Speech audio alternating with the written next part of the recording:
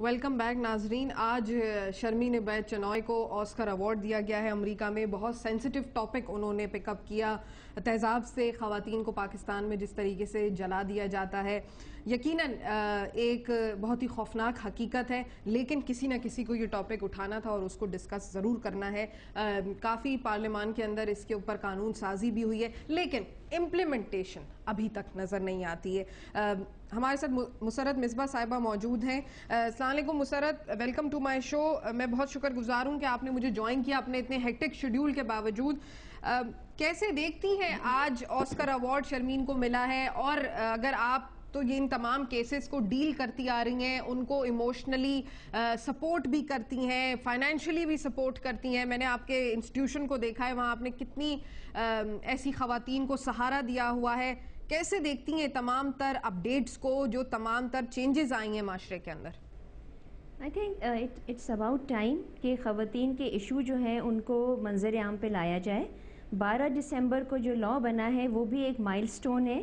ان حقائق کے اوپر سے پردہ ہٹانے کے لیے ضروری تھا کہ لاء جو ہے وہ بنے. اور جیسے کہ ابھی آپ نے کہا کہ لاء کی امپلیمنٹیشن بہت ضروری ہے, کیونکہ 12 دسمبر سے لے کے آج تک صرف ڈیپلک اسمائل اگین فاؤنڈیشن میں 10 نئے کیسز رجسٹرڈ ہوئے ہیں, جس کے معنی یہ ہوئے کہ لوگ ابھی بھی اس قانون کو مذاق ہی سمجھ رہے ہیں. جب تک اس کی امپلیمنٹیشن نہیں ہوگی صوفیہ, جب تک سزا نہیں ملے گی, اس وقت تک یہ جرم کم نہیں ہوگا.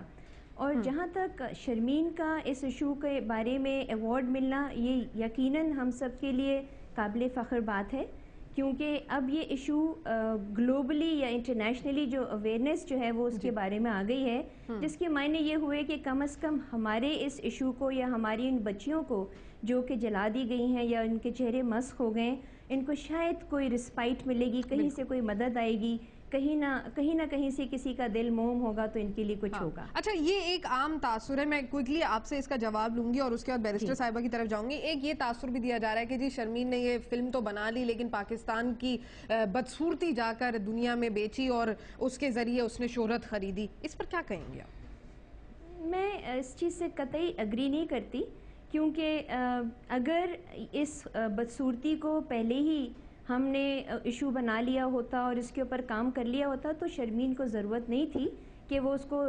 انٹرنیشنل پلیٹ فارم کے اوپر لے کر آتی. لیکن اب جب کہ وہ لے آئی ہیں تو اس ڈاکیومنٹری میں بڑی پازیٹیو باتیں دکھائی گئی ہیں کہ اگر یہ چیزیں ہو رہی ہیں تو مدد بھی ہے. لوگ پاکستانی ہی ڈاکٹر ہیں, شرمین بھی پاکستانی ہے جن بچی کے ساتھ, اور پھر جس طرح سے ان کو ہم ریہیبلیٹیٹ کر رہے ہیں وہ بھی تو ہم پاکستان میں ہی تو کر رہے ہیں, باہر سے کون ان کو لے جا رہا ہے یا ان کے لیے کوئی کام کر رہا ہے. بالکل. اچھا بیرسٹر صاحبہ, آپ کیا کہیں گی؟ آپ مطلب اس وقت قانون کا لاء موجود ہے, امپلیمنٹیشن نہیں ہے, کیا ایسے سٹیپس کیا لینے چاہیے فوری طور پر جس سے اس چیز کو کرب کیا جا سکے؟ سب سے پہلے تو دیکھیے, میں بھی یہ بات کہہ دوں کہ بالکل مصباح صحیح کہہ رہی ہیں. اس فلم اور جو پچھلا مس سمار نے جو بنایا تھا, جس کو ہم کہتے ہیں ہو شل کاسٹ فرسٹ اسٹون, ان میں بڑا فرق ہے دونوں میں. اور عام طور پہ لوگ ڈر رہے ہیں کہ شاید اسی کی طرح ہو یہ فلم. یہ بالکل اس کی طرح نہیں ہے.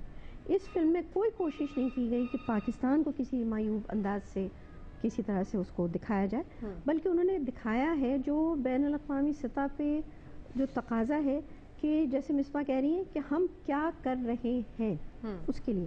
اگر ایک چیز کو آپ پہچانیں, تسلیم کریں, پھر اس کے لیے آپ میجرز لیں, کوشش کریں, تو کوئی پھر کسی کو کوئی تکلیف نہیں ہوتی. تب وہ سوچیں کہ ہاں یہ ایک جیتا جاگتا ملک ہے, وہ باقاعدہ کچھ نہ کچھ کر رہا ہے, تو اس طرح دنیا آپ کو دیکھتی ہے, آپ کے پیچھے نہیں پڑتی.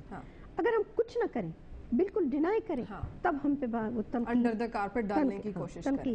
اور جس طریقے سے شرمین نے اس کو بنایا ہے میرے خیال میں بہت اچھے طریقے سے, انداز بہت اچھا ہے اس میں. اب آپ بات کریے اس کے میں کیا کرنا چاہیے, مائنڈ سیٹ کیسے چینج ہوگا سوسائٹی کا؟ مائنڈ سیٹ جلدی نہیں چینج ہوتی, مگر بالکل مصباح کا کہنا صحیح ہے کہ جب تک کہ کیفر کردار تک تقریباً 3-4 مجرم نہیں پہنچائے جاتے, تب تک اس قانون کی اہمیت نہیں سمجھ آئے گی کسی کو. کسی کے اوپر اس کی خوف بھی طاری نہیں ہوگی. اور یہ اس کو بیلیبل بنانا مجھے تو سمجھ نہیں آتی. بیلیبل آپ نے اس کو بنایا, نتیجہ کہ وہ فرار ہو جائے گا. ایک دفعہ وہ فرار ہو گیا تو وہ عورت کہاں ڈھونڈتی پھرے گی اسے, اور کون اس کے لیے جا کے ڈھونڈے گا؟ ہماری تھانے والے؟ نہیں, آسان نہیں ہے, کیونکہ ان کی اورینٹیشن ٹریننگ بھی نہیں کی گئی اس معاملے میں. لیکن میں یہاں پر بیرسٹر صاحبہ سے بھی میرا یہ سوال ہے اور مسرت آپ سے بھی یہاں پر یہی سوال ہے کہ ایک خاتون کے ساتھ یہ واقعہ پیش آ گیا, میں سوسائٹی کے پوائنٹ آف ویو سے بات کر رہی ہوں, اس کے بعد ہم ہی میں سے لوگ ہوتے ہیں جو اس چیز کو ایک تماشا بنا دیتے ہیں, اس چیز کو معیوب سمجھتے ہیں. اب جیسے کہ یاسمین سے جب بات ہو رہی تھی, یاسمین بتا رہی تھی, تو ان کا یہ کہنا ہے کہ اب کون میری بیٹی سے شادی کرے گا. لوگوں کا یہ سوچنا کہ اس کی ماں نے کچھ ایسا کیا ہوگا تبھی باپ نے جلایا ہوگا, یہ مائنڈ سیٹ کیسے بدل سکتا ہے؟ مسرت آپ سے. میں دیکھیے یہ مائنڈ سیٹ جو ہے نا, یہ جس طرح شاہدہ جی نے کہا کہ بہت سلولی اینڈ گریجولی یہ چینج ضرور آئے گا, کیونکہ پہلے وہ ایف آئی آر جس کے لکھوانے پر پہلا سوال ہی یہ پوچھا جاتا تھا کہ تم نے کیا کیا ہے جو تم کو جلایا گیا ہے, اب وہی لوگ جو ہیں وہ کہیں گے کہ بتائیے ہم آپ کی کیا مدد کر سکتے ہیں, کیونکہ قانون موجود ہے. And it is always not the severity of the punishment, it is the certainty of the punishment جو کہ ڈفرینس لائے گا. شاہدہ جی میں صحیح کہہ رہی ہوں؟